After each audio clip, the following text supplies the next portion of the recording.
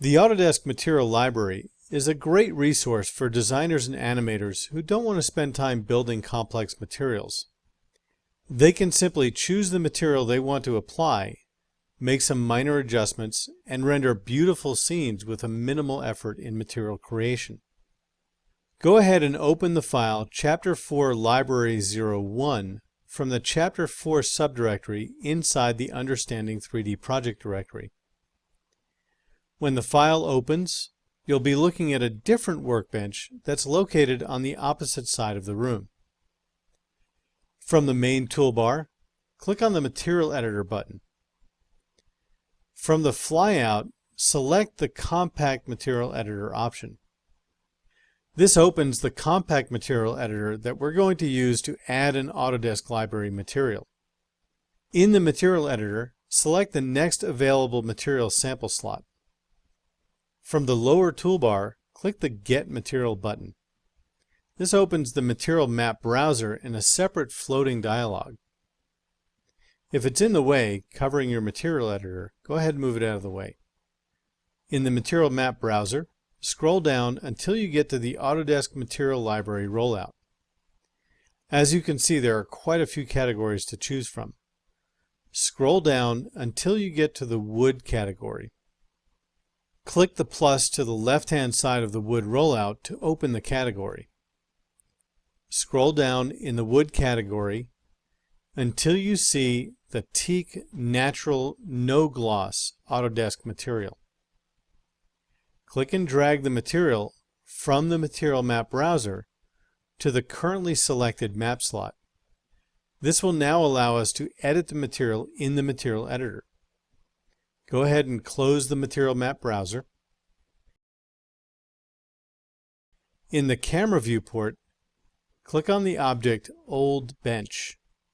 This will select the bench legs for the old bench against the wall. Then in the Material Editor, click on the Assign Material to Selected button from the lower toolbar. This assigns the wood material.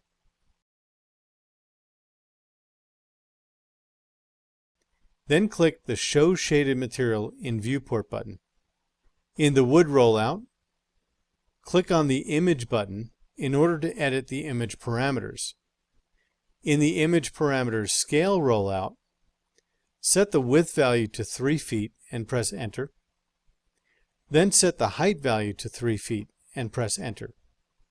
This sets the width and height for the scale of our wood texture map. In the lower menu, click the Go To Parent button.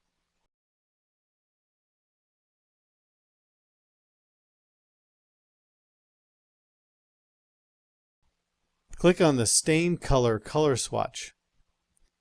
Using the Hue, Saturation, and Value sliders, change the hue to a value of about 0.1. Change the saturation to about a value of 0.25. And change the value to a value of about 0.85. This will lighten the stain that's on the surface of the wood. Click OK to close the color selector and keep the color we just set. Change the finish to a satin varnish finish by clicking the down arrow on the Finish option and selecting Satin Varnish from the drop-down list. The last thing we'll do is add a little bit of bump to the surface of the wood. In the Relief Pattern rollout, click the Enabled checkbox. This will turn the bump on for the surface. In the Amount value, change the value to 0.75 and then press Enter. This will increase the amount of bump visible on the surface. This completes the assignment of a high-quality wood texture that we can use on our furniture. We created it using an Autodesk library material, and we're able to edit the look with only a few minor changes to some of the parameters. Go ahead and save the file incrementally.